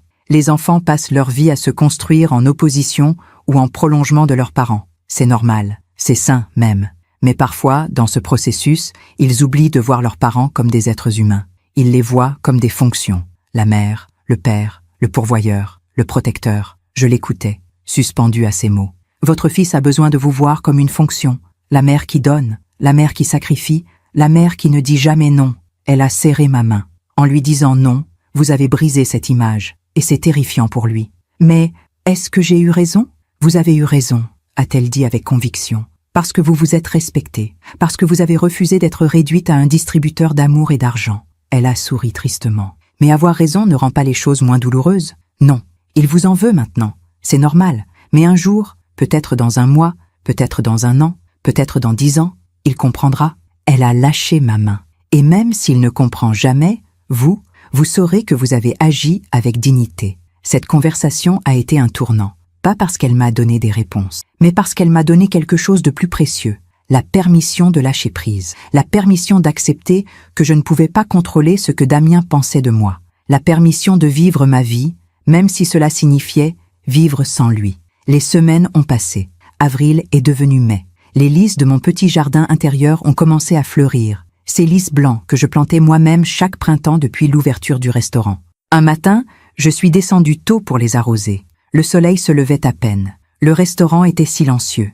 J'étais seule avec mes plantes, mes mains dans la terre. Et j'ai réalisé quelque chose. J'étais bien. Pas heureuse, pas encore, mais en paix. Pour la première fois depuis des mois, je ne sentais pas ce poids sur ma poitrine, cette attente constante, cette peur que Damien appelle, ou pire, qu'il n'appelle pas. J'avais lâché prise. C'est à ce moment-là que j'ai pris une décision. Une décision qui m'est venue naturellement, sans effort, comme une évidence. J'ai appelé ma notaire, maître Dubois, une femme rigoureuse que je connaissais depuis 20 ans. Bérengère, quel plaisir de vous entendre. Que puis-je faire pour vous? J'aimerais modifier mon testament. Il y a eu un silence surpris. Votre testament? D'accord. Quel changement souhaitez-vous apporter? Je veux créer une fondation. Une fondation? Oui. Pour aider les jeunes femmes seules, veuves, divorcées, mères célibataires, qui veulent créer leur entreprise. Je veux leur donner ce que je n'ai pas eu. Du soutien, du financement, de la formation. J'ai entendu maître Dubois griffonner des notes. C'est une belle idée, Bérengère. Et le restaurant? Le restaurant sera géré par un conseil d'administration. Les bénéfices iront à la fondation. Et, elle a hésité. Et votre fils? Mon fils recevra une somme fixe. Suffisante pour vivre confortablement, mais pas extravagante. Le reste ira à la fondation. Bérengère, a dit maître Dubois doucement. C'est une décision importante. Êtes-vous sûr? Absolument. Signer ces documents m'a procuré une sensation étrange. Pas de soulagement, pas de tristesse non plus. Juste de la clarté. Pendant toutes ces années, j'avais travaillé pour Damien, pour lui construire un avenir, pour lui laisser quelque chose. Mais maintenant, je travaillais pour autre chose, pour d'autres femmes, pour d'autres enfants qui dormiraient à l'arrière d'une cuisine pendant que leur mère construisait leur avenir. Mon héritage ne serait pas un restaurant qu'un fils ingrat vendrait peut-être pour acheter un appartement trop cher. Mon héritage serait l'espoir, la possibilité, la dignité donnée à celles qui, comme moi, avaient tout perdu et devaient tout reconstruire. J'ai aussi fait autre chose. J'ai recommencé à vivre. Pas de manière spectaculaire, pas de grands changements, mais des petits ajustements qui, mis bout à bout, formaient une vie différente. J'ai pris des cours de peinture, quelque chose que je voulais faire depuis des années, mais que je repoussais toujours, par manque de temps. Le mercredi après-midi, je fermais le restaurant et j'allais dans un petit atelier rue de la Roquette. Il y avait là d'autres femmes de mon âge. Nous peignions en silence ou en parlant de tout et de rien. Personne ne me connaissait comme Bérengère d'Aubigny, propriétaire du Jardin des Lys. J'étais juste Bérengère, une femme avec un pinceau et des rêves de couleur. J'ai aussi recommencé à voir des amis, des gens que j'avais négligés pendant des années parce que le restaurant prenait tout mon temps. Françoise, la psychiatre à la retraite, est devenue une amie proche. Nous dînions ensemble tous les jeudis. Nous parlions de livres, de politique, de la vie. Elle me racontait ses voyages. Je lui racontais mes recettes. Et lentement, imperceptiblement, je suis redevenue moi-même. Pas la mère de Damien, pas la propriétaire du Jardin des Lys, juste Bérengère. Un soir de juin, le mois où devait avoir lieu le mariage, je suis allée me promener au Jardin du Luxembourg. C'était une belle soirée, chaude, mais pas étouffante. Le soleil couchant donnait aux arbres une teinte dorée. Des enfants jouaient près du bassin. Des couples se promenaient, main dans la main. Je me suis assise sur un banc. J'ai regardé les gens passer, et j'ai pensé à Damien. Aujourd'hui, c'était peut-être son mariage, ou peut-être pas. Je ne savais pas. Il ne m'avait pas contacté pour me dire la date finale. J'ai touché la bague de ma grand-mère. Porte-la quand tu as besoin de courage, Bérengère. Mais ce soir, je n'avais pas besoin de courage. J'avais juste besoin de me souvenir du petit garçon qui dormait à l'arrière de ma cuisine. Me souvenir de l'adolescent qui me disait « Maman, quand je serai grand, je travaillerai avec toi. » Me souvenir de l'amour que j'avais eu pour lui, de l'amour que j'avais toujours. Mais j'ai aussi compris quelque chose d'important. Aimer quelqu'un ne signifie pas accepter tout, ne signifie pas se laisser maltraiter, ne signifie pas renoncer à sa dignité. Aimer quelqu'un, vraiment, c'est parfois savoir dire non. C'est parfois savoir partir. C'est parfois accepter que l'amour ne suffit pas. Une larme a coulé sur ma joue, puis une autre. Mais ce n'étaient pas des larmes de désespoir. C'étaient des larmes de libération. Je pleurais ce que j'avais perdu, oui, mais je célébrais aussi ce que j'avais retrouvé. Moi-même. Un homme âgé, assis sur le banc voisin, m'a regardé avec inquiétude. « Madame, ça va ?» J'ai souri à travers mes larmes. « Oui, ça va. Pour la première fois depuis longtemps, ça va vraiment. » Il a hoché la tête, rassuré, et est retourné à son journal. Je suis rentrée chez moi ce soir-là avec un sentiment étrange. Pas de joie, pas de tristesse non plus, juste de l'acceptation. J'avais fait ce que je devais faire, j'avais dit la vérité, j'avais posé des limites, j'avais refusé d'être manipulée. Et si cela signifiait perdre mon fils, eh bien, peut-être que certaines pertes sont nécessaires, peut-être que certaines pertes sont, paradoxalement, des victoires sur soi-même, sur ses peurs, sur ce besoin désespéré d'être aimé qui nous pousse parfois à accepter l'inacceptable. Cette nuit-là, pour la première fois depuis des mois, j'ai dormi profondément, sans cauchemar, sans réveil en sursaut. J'ai rêvé de mon restaurant, du jardin avec les lys blancs, de ma grand-mère qui me tendait la main en souriant. « Tu as bien fait, Bérangère, tu as bien fait. » Et quand je me suis réveillée le lendemain matin, j'ai senti quelque chose de nouveau. Pas du bonheur, pas encore, mais de l'espoir. L'espoir que la vie continue, l'espoir que la douleur s'estompe, l'espoir que, peut-être, un jour, Damien comprendrait. Et même s'il ne comprenait jamais, j'avais appris à vivre avec cette possibilité. J'avais appris à être heureuse malgré tout. J'avais appris que je pouvais survivre à tout, même à la perte de mon propre enfant, parce que je ne m'étais pas perdue moi-même. Et c'était, finalement, la seule chose qui comptait vraiment. Avez-vous déjà dû choisir entre votre dignité et quelqu'un que vous aimiez?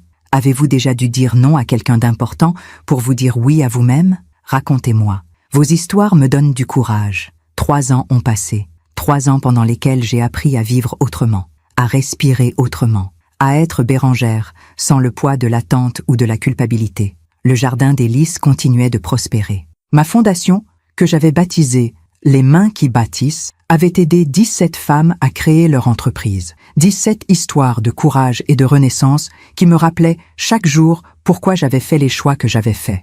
Damien ne m'avait jamais rappelé, pas une fois, pas même pour mon anniversaire. Pas même pour Noël. Au début, j'attendais. Je me disais, peut-être demain, peut-être la semaine prochaine. Puis, j'ai arrêté d'attendre. C'était mieux ainsi. J'avais entendu des choses, bien sûr. Paris est une petite ville pour ceux qui évoluent dans certains milieux. Les rumeurs voyagent vite, surtout quand elles concernent ceux qui sont tombés de haut. 6 mois après notre rupture, j'avais appris par Françoise, qu'il avait elle-même entendu d'une amie, que le mariage avait bien eu lieu, dans un hôtel particulier à Versailles. Pas au jardin des lys, évidemment. Une cérémonie grandiose, m'avait dit Françoise avec une moue dubitative. Trop grandiose, selon mon amie. Le genre de mariage où l'on sent que les mariés essaient d'impressionner plutôt que de célébrer. J'avais hoché la tête, je n'avais rien ressenti. Ni douleur, ni soulagement. Juste une sorte d'indifférence distante. 1 an plus tard, j'avais croisé une ancienne collègue de Damien au marché. Elle m'avait reconnue et était venue me parler. « Madame d'Aubigny, comment allez-vous ?»« Bien, merci. Et vous ?» Très bien. Elle avait hésité. J'ai vu Damien il y a quelques semaines. Mon cœur s'était serré malgré moi. Ah oui? Oui. Elle cherchait ses mots. Il avait l'air fatigué, stressé. Il m'a dit qu'il traversait une période difficile au travail. Je vois. Et sa femme? Chloé, c'est ça? Elle avait fait une grimace. Elle était avec lui, très exigeante. Elle parlait fort, commandait tout le monde. Elle avait l'air... Enfin, vous voyez? Je voyais. 2 ans après notre séparation, Julien m'avait montré un article dans un magazine économique. Damien avait tenté de monter sa propre agence de conseil. L'entreprise avait fait faillite après 8 mois. « Madame, » m'avait dit Julien avec précaution, « je pensais que vous devriez savoir. J'avais lu l'article, des mots techniques sur la gestion, les investissements ratés, les clients perdus. Mais entre les lignes, je lisais autre chose. L'échec d'un homme qui avait voulu aller trop vite, trop haut, sans les fondations nécessaires. Merci Julien. Vous allez bien? Oui, et c'était vrai. Je n'éprouvais pas de satisfaction devant son échec. Juste une tristesse lointaine. La tristesse d'une mère qui voit son enfant se brûler les ailes en refusant d'écouter les avertissements. Et puis, il y a 3 semaines, quelque chose s'est produit. J'étais à l'hôpital Cochin. Pas pour moi, pour Mathilde, ma sœur, qui avait eu une petite intervention chirurgicale. Rien de grave, une opération du genou. mais je voulais être là à son réveil. J'attendais dans le couloir du 3e étage, assise sur l'une de ces chaises en plastique inconfortables qu'on trouve dans tous les hôpitaux du monde, quand je l'ai vue. Chloé. Elle marchait vers moi, mais elle ne m'avait pas encore remarqué. Elle regardait son téléphone, les sourcils froncés. 3 ans avaient passé, et ce n'était plus la même femme. Oh, elle était toujours soignée, les cheveux toujours blonds, les vêtements toujours chers, mais quelque chose avait changé. Ses traits étaient tirés, durs, des rides profondes marquèrent son front et le coin de ses lèvres. Pas les rides du rire, mais celles de l'amertume. Elle avait maigri aussi, trop maigri. Ses clavicules saillaient sous son chemisier de soie. Elle a levé les yeux de son téléphone et m'a vu. Le temps s'est arrêté. Je voyais dans ses yeux qu'elle me reconnaissait. Je voyais aussi qu'elle hésitait, continuait à marcher, faire semblant de ne pas m'avoir vue, ou s'arrêter. Elle s'est arrêtée. Madame d'Aubigny, Chloé, un silence, long, pesant. « Qu'est-ce que vous faites ici ?» a-t-elle demandé. Sa voix n'avait plus cette assurance irritante. Elle sonnait, fatiguée. « Ma sœur, une petite opération. Et vous ?» Elle a hésité. « Je viens voir quelqu'un. » Je n'ai pas insisté. Mais je voyais bien qu'elle ne voulait pas m'en dire plus. Nous sommes restés là, debout dans ce couloir d'hôpital, 2 femmes qui s'étaient affrontées il y a 3 ans et qui se retrouvaient maintenant dans cet endroit neutre où la vie montre sa fragilité. « Comment va Damian ?»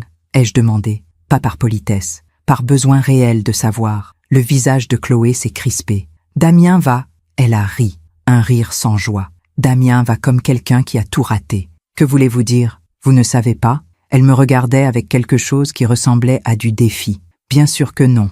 Vous ne nous parlez plus. Vous nous avez abandonnés. » Abandonnés. Le mot était si déplacé qu'il en devenait presque comique. « Je ne vous ai pas abandonné, Chloé. J'ai refusé d'être manipulée. Ce n'est pas la même chose. » Elle a ouvert la bouche, l'a refermée. Puis, à ma grande surprise, ses yeux se sont remplis de larmes. « Vous aviez raison, » a-t-elle murmuré. « Pour tout, vous aviez raison. Je ne sais pas ce qui m'a poussée à faire ce que j'ai fait ensuite. Peut-être la curiosité, peut-être un reste de cet instinct maternel qui ne meurt jamais complètement. « Il y a une cafétéria au rez-de-chaussée, » ai-je dit. « Vous voulez qu'on aille prendre un café ?» Elle m'a regardé comme si je venais de lui proposer quelque chose d'impossible. « Oh, pourquoi feriez-vous ça? Parce que vous avez l'air d'avoir besoin de parler. » Elle a hésité, puis elle a hoché la tête. Nous nous sommes assises dans un coin tranquille de la cafétéria. 2 cafés noirs. Aucune de nous 2 n'a touché à sa tasse pendant les premières minutes. C'est elle qui a parlé en premier. « Tout s'est effondré », a-t-elle dit d'une voix plate. « Absolument tout. Racontez-moi. » Elle a ri amèrement. « Par où commencer? Le mariage? L'appartement? L'entreprise de Damien? Notre couple? Commencez où vous voulez. » Elle a pris une grande inspiration. « Le mariage, vous savez qu'on l'a fait à Versailles. J'ai entendu. Ça nous a coûté une fortune qu'on n'avait pas vraiment. » Elle fixait sa tasse. « Mes parents ont payé une partie. Damien a contracté un prêt pour le reste. Il disait que c'était un investissement, que les contacts qu'on allait se faire pendant le mariage nous rapporteraient plus tard. Et ça n'a rien rapporté du tout. Les gens sont venus, ont mangé, ont bu, ont pris des photos, et puis ils sont partis. La vie a continué. » Elle a souri tristement. Personne ne se souciait vraiment de nous. Ils étaient juste là pour le spectacle. J'ai hoché la tête. Je l'avais su dès le début. Ensuite, l'appartement, a-t-elle continué. Vous vous souvenez de cet appartement dont on parlait? Celui avec vue sur le Luxembourg? Je me souviens. On l'a acheté. Elle a ri, mais c'était un rire douloureux.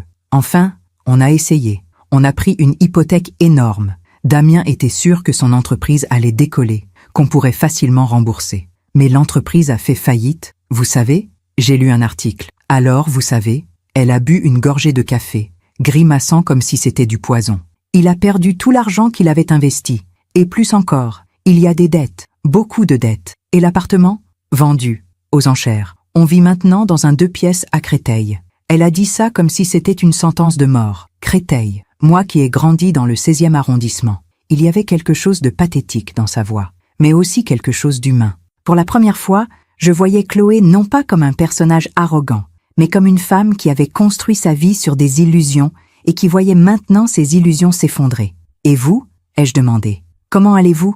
Elle a ri, un rire sans joie. « Comment je vais ? Je vais comme quelqu'un qui a tout perdu. Mon appartement, mes amis, enfin, les gens que je croyais être mes amis, mon travail dans la mode. » Elle a fait un geste vague. « Personne ne veut travailler avec la femme du type qui a fait faillite. C'est drôle comme ça marche, non? Quand tout va bien, tout le monde est là. Quand ça se gâte, vous êtes seul. Exactement. Elle m'a regardé dans les yeux. Comme vous me l'aviez dit, les mères comme la tienne sont tellement reconnaissantes qu'on leur accorde un peu d'attention qu'elles donneraient n'importe quoi. Vous vous souvenez que j'ai dit ça? Je me souviens. J'avais tort. Sa voix tremblait. J'avais tellement tort. Vous n'étiez pas reconnaissante. Vous étiez forte. Vous étiez digne. Et moi, elle s'est essuyé les yeux. Moi, j'étais juste une idiote superficielle qui pensait que l'argent et le statut étaient tout ce qui comptait. Nous sommes restées silencieuses un moment. Et Damien? Ai-je finalement demandé? Comment va-t-il vraiment? Le visage de Chloé s'est assombri. Il est détruit, pas financièrement seulement, émotionnellement. Elle a hésité. Il parle de vous, vous savez?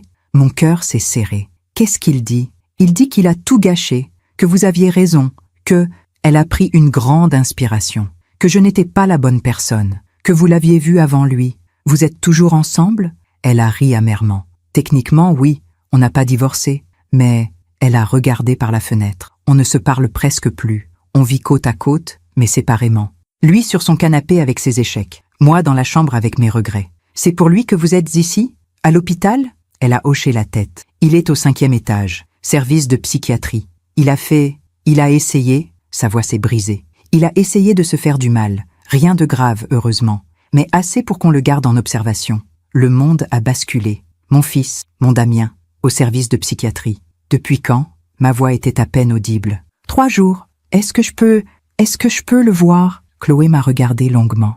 Je ne sais pas s'il veut vous voir. Mais vous pensez que je devrais? Elle a hésité, puis elle a dit quelque chose qui m'a surprise. Je pense que c'est vous qu'il a besoin de voir, pas moi. Ça n'a jamais été moi. Elle a souri tristement. J'ai juste été un pansement sur une blessure que seule une mère peut guérir. Nous avons terminé nos cafés en silence. Puis Chloé s'est levée. Je dois y retourner. Les heures de visite se terminent bientôt. Chloé, ai-je dit alors qu'elle s'apprêtait à partir. Oui, je ne vous souhaite pas de mal. Je ne l'ai jamais fait. Elle m'a regardé avec des yeux rougis. Je sais, et c'est ce qui rend tout ça encore plus difficile. Elle a fait une pause. Vous étiez la seule personne honnête dans toute cette histoire, et on vous a traité comme l'ennemi. La vie nous apprend parfois des leçons difficiles. Oui, elle a souri tristement. Des leçons très, très difficiles. Elle est partie. Et je suis restée assise là, dans cette cafétéria d'hôpital qui sentait le désinfectant et le café réchauffé, à essayer de comprendre ce que je venais d'apprendre. Mon fils était là-haut, au 5e étage, brisé, seul, désespéré. Et moi, j'étais ici, avec mes mains calleuses, mon restaurant, ma fondation. Ma vie que j'avais reconstruite pierre par pierre. J'avais survécu. Lui, apparemment, non. Je ne suis pas montée le voir ce jour-là. Pas par cruauté. Pas par vengeance, mais parce que je ne savais pas si c'était ma place. Pas encore, pas après 3 ans de silence. Je suis rentrée chez moi. J'ai appelé Mathilde depuis sa chambre d'hôpital. Béré, qu'est-ce qui se passe? Tu as l'air bizarre. Je lui ai tout raconté. Quand j'ai fini, il y a eu un long silence. Et qu'est-ce que tu vas faire? A-t-elle finalement demandé. Je ne sais pas. Tu veux le voir? J'ai hésité. Oui, mais je ne sais pas si je le dois. Écoute-moi bien, Béré. La voix de Mathilde était ferme. Tu as fait ce qu'il fallait il y a 3 ans. Tu t'es respecté. Tu as posé des limites. C'était nécessaire. Oui. Mais maintenant, il souffre, vraiment. Et tu es sa mère. Elle a fait une pause. Tu as le droit de l'aider, sans renoncer à ta dignité, sans accepter les comportements passés. Mais tu peux lui tendre la main. Pas pour le sauver. Il doit se sauver lui-même. Mais pour lui montrer qu'il n'est pas seul. Cette nuit-là, j'ai à peine dormi. Je pensais à Damien, au petit garçon qu'il avait été, à l'homme qu'il était devenu. À l'homme brisé qui était maintenant dans un lit d'hôpital. Je pensais à Chloé, à sa transformation, à ses regrets, et je pensais à moi. À ce que j'avais appris pendant ces 3 ans. J'avais appris que la justice n'est pas toujours spectaculaire. Elle ne vient pas toujours sous forme de grandes révélations ou de revanches éclatantes. Parfois, la justice est simplement le temps qui passe, le temps qui montre les conséquences de nos choix, le temps qui érode les illusions, le temps qui rend à chacun ce qu'il a semé. Chloé avait semé la superficialité, la manipulation, le mépris, et elle récoltait la solitude, les regrets, le vide. Damien avait semé le déni, la honte, le silence, et il récoltait l'échec, la dépression, le désespoir. Et moi, j'avais semé la dignité, le travail, l'honnêteté, et je récoltais la paix, la clarté, la force. Ce n'était pas de la satisfaction que je ressentais, ce n'était pas de la joie devant leur chute, c'était juste de la compréhension que la vie, finalement, est juste. Pas toujours de la façon qu'on attend, pas toujours au moment qu'on voudrait. Mais elle est juste. Avez-vous déjà vu la justice se faire naturellement, sans que vous ayez à intervenir? Avez-vous déjà vu quelqu'un qui vous avait fait du mal recevoir les conséquences de ses propres choix? Racontez-moi. Parfois, savoir que le temps fait son œuvre nous aide à patienter. Le lendemain matin, je me suis réveillée avec une clarté que je n'avais pas ressentie depuis longtemps. Je savais ce que je devais faire, pas par obligation, pas par culpabilité, mais par choix, mon choix. J'allais voir Damien, non pas pour redevenir la mère qu'il avait rejetée, non pas pour lui dire « tout est pardonné », alors que rien n'était réglé, mais pour lui montrer quelque chose d'important, qu'on peut tendre la main sans s'agenouiller, qu'on peut aimer sans se perdre. Je me suis préparée avec soin, pas comme il y a 3 ans, quand j'avais acheté cette robe neuve pour impressionner Chloé. Non, cette fois, je me suis habillée comme je m'habille tous les jours. Un chemisier en lin, une jupe simple, mes chaussures plates, mes mains propres mais calleuses. J'étais Bérangère, juste Bérangère. Avant de partir, j'ai touché la bague de ma grand-mère. Elle était chaude contre ma peau, réchauffée par la lumière du matin qui entrait par ma fenêtre. Porte-la quand tu as besoin de courage, Bérangère. Aujourd'hui, j'avais du courage. Pas le courage de la peur, mais le courage de la sagesse. Le courage de faire ce qui est juste, même quand c'est difficile. À l'hôpital Cochin, j'ai pris l'ascenseur jusqu'au 5e étage, service de psychiatrie. Les couloirs étaient différents ici, plus calmes, plus doux, des couleurs apaisantes sur les murs, des lumières tamisées.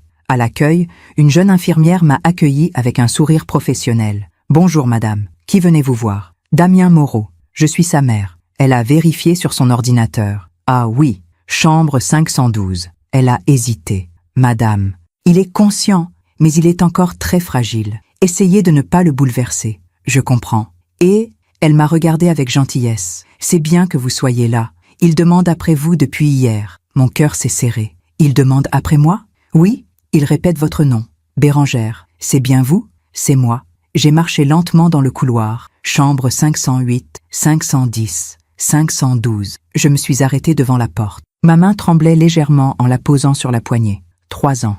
3 ans sans voir mon fils. 3 ans de silence. 3 ans de douleur et de reconstruction. Et maintenant, de l'autre côté de cette porte, il y avait cet homme que j'avais mis au monde.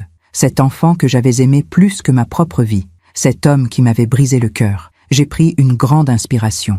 Et j'ai ouvert la porte. La chambre était petite. Un lit, une chaise, une fenêtre qui donnait sur les toits de Paris. Et dans ce lit, il y avait Damien, mon fils. Il avait tellement changé. Il avait maigri. Ses cheveux, autrefois si soignés, étaient ébouriffés. Il avait une barbe de plusieurs jours. Ses yeux qui avaient été si vifs, si pleins d'ambition, étaient maintenant éteints, cernés. Mais c'était toujours Damien, mon petit garçon, mon fils. Il m'a vu, et pendant quelques secondes, il n'a pas réagi. Il m'a juste regardé, comme s'il n'était pas sûr que j'étais réelle. Puis ses yeux se sont remplis de larmes. Maman, ce mot, ce simple mot que je n'avais pas entendu depuis 3 ans. Bonjour Damien.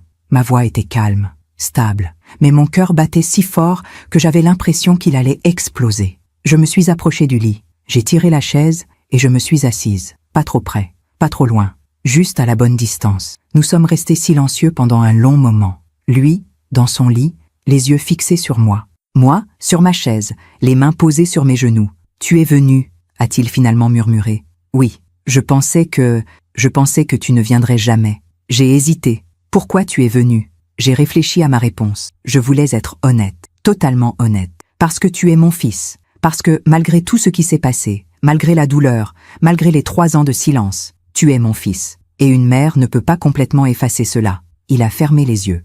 Des larmes ont coulé sur ses joues. « Je suis désolé » a-t-il chuchoté. « Maman, je suis tellement désolé. » « Désolé pourquoi, Damien ?» Ma voix était douce, mais ferme. « Désolé de m'avoir laissé me faire insulter ? Désolé de ne pas m'avoir défendu ? Désolé d'avoir eu honte de moi ? Pour tout ?» Il sanglotait maintenant. « Pour absolument tout. Tu avais raison. Pour Chloé, pour l'argent, pour tout.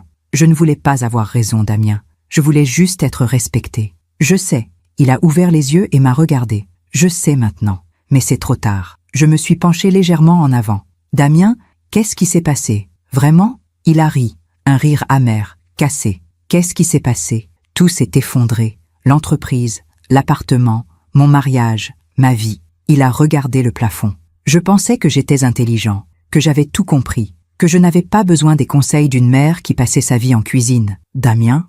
Non, laisse-moi finir. Il s'est redressé légèrement dans son lit. J'ai passé ma vie à avoir honte de toi, de tes mains tachées, de ton tablier, de ton accent du sud-ouest que tu n'as jamais vraiment perdu. J'avais honte de ne pas avoir un père, d'avoir une mère qui travaillait comme une forcenée pendant que les autres mères allaient à des déjeuners entre amis. Chaque mot était un coup de couteau, mais j'écoutais, je devais écouter. Et quand j'ai rencontré Chloé, a-t-il continué, elle représentait tout ce que je pensais vouloir, la sophistication, le statut, le monde dont je pensais faire partie. Il a ri amèrement. Je ne voyais pas qu'elle était vide, qu'elle ne m'aimait pas vraiment, qu'elle aimait l'idée de ce que je pouvais devenir. Et tu ne voyais pas non plus ce que tu avais, ai-je dit doucement. Quoi? Une mère qui t'aimait, qui aurait fait n'importe quoi pour toi, qui a bâti un empire avec ses mains pour que tu aies une vie meilleure. J'ai levé mes mains. Ces mains dont tu avais honte, ce sont ces mains-là qui ont payé tes études, qui t'ont nourri, qui t'ont construit un avenir. Il a baissé les yeux, incapable de me regarder. Je sais maintenant, mais trop tard. Tout est détruit. Je me suis levé, j'ai marché jusqu'à la fenêtre. Paris s'étendait devant moi, magnifique et indifférente. Damien, ai-je dit sans me retourner, il y a 3 ans, quand tu m'as laissé me faire insulter dans mon propre restaurant, j'ai compris quelque chose. Quoi? Que je ne pouvais pas te sauver, que je ne pouvais pas te forcer à me voir, à me respecter, à m'aimer comme je méritais d'être aimé. Je me suis retourné pour le regarder. Alors j'ai fait la seule chose que je pouvais faire. Je me suis sauvé moi-même, en me coupant de ta vie, en posant des limites, en refusant d'être maltraité, en choisissant ma dignité plutôt que ton confort. Il a hoché la tête lentement. Et tu as eu raison. Oui, j'ai eu raison. Je suis retourné m'asseoir. Mais maintenant, je vais te dire quelque chose d'autre. Quelque chose que j'ai appris pendant ces 3 ans. Il m'a regardé, attentif. Tu n'es pas détruit, Damien. Tu es blessé. Tu as échoué. Tu as perdu. Mais tu n'es pas détruit. J'ai posé ma main sur la sienne. Cette main que je n'avais pas touchée depuis 3 ans. Tu es encore jeune. Tu as encore du temps. Tu peux reconstruire. Comment? Sa voix était celle d'un enfant perdu. Je n'ai plus rien. Plus d'argent. Plus de carrière. Plus de... Tu as tes mains, l'ai-je interrompu. Tu as ton intelligence. Tu as ton éducation. Et maintenant, tu as quelque chose que tu n'avais pas avant. Quoi?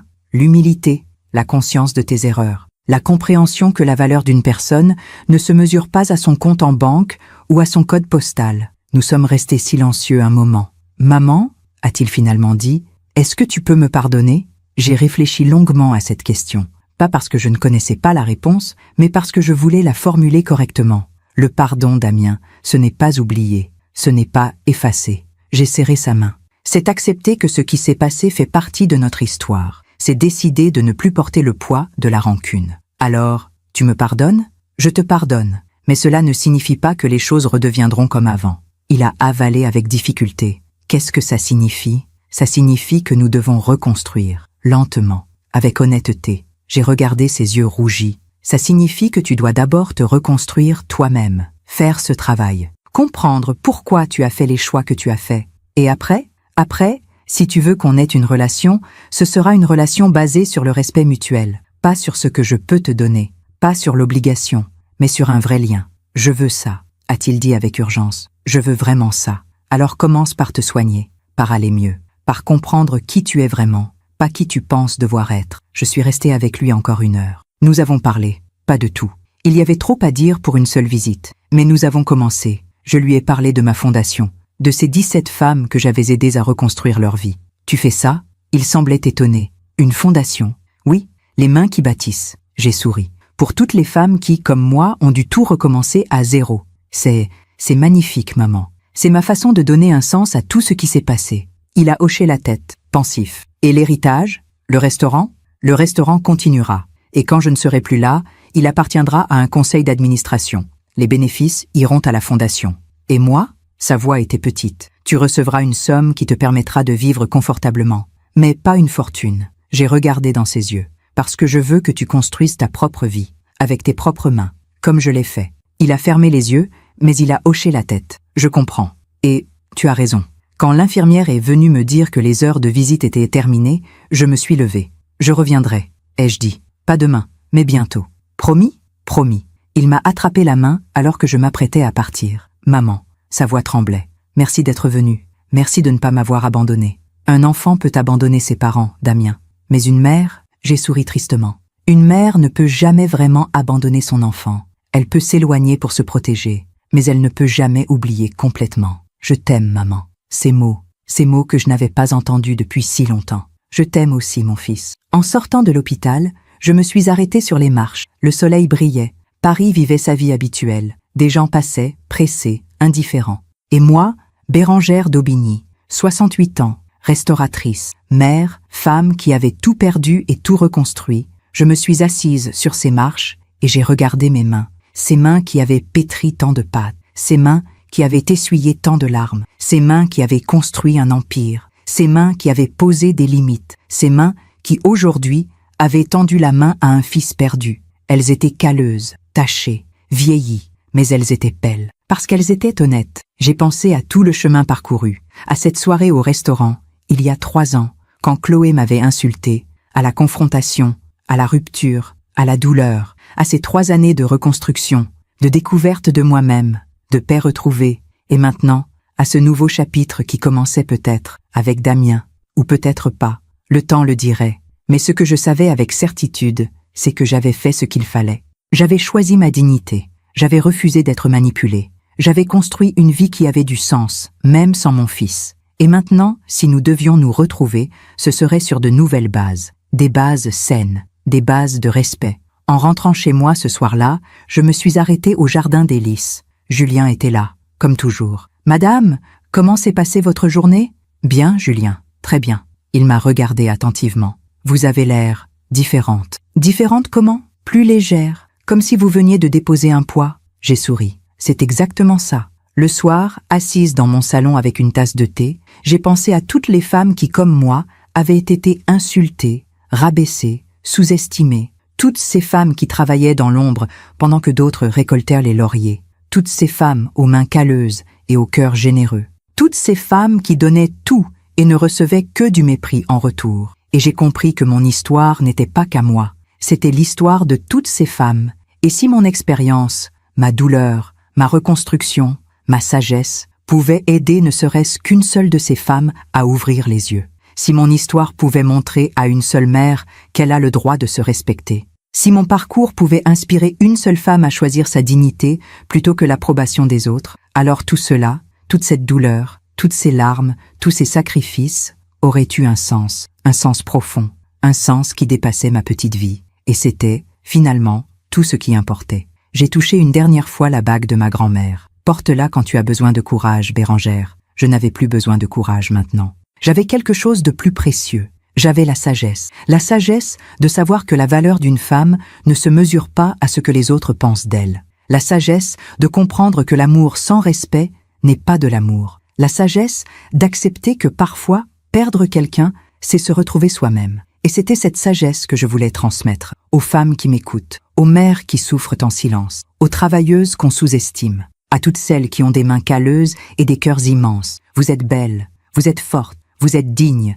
Ne l'oubliez jamais. Si mon histoire aide ne serait-ce qu'une femme à ouvrir les yeux, alors tout cela aura eu un sens. Merci de m'avoir écouté jusqu'au bout. Si cette histoire a touché votre cœur, abonnez-vous et activez la cloche pour entendre d'autres femmes qui ont transformé la douleur en sagesse. Chaque jour, une femme, une leçon de vie. Partagez cette histoire avec quelqu'un que vous aimez. Parfois, une histoire change toute une journée. Que Dieu vous bénisse et à très bientôt.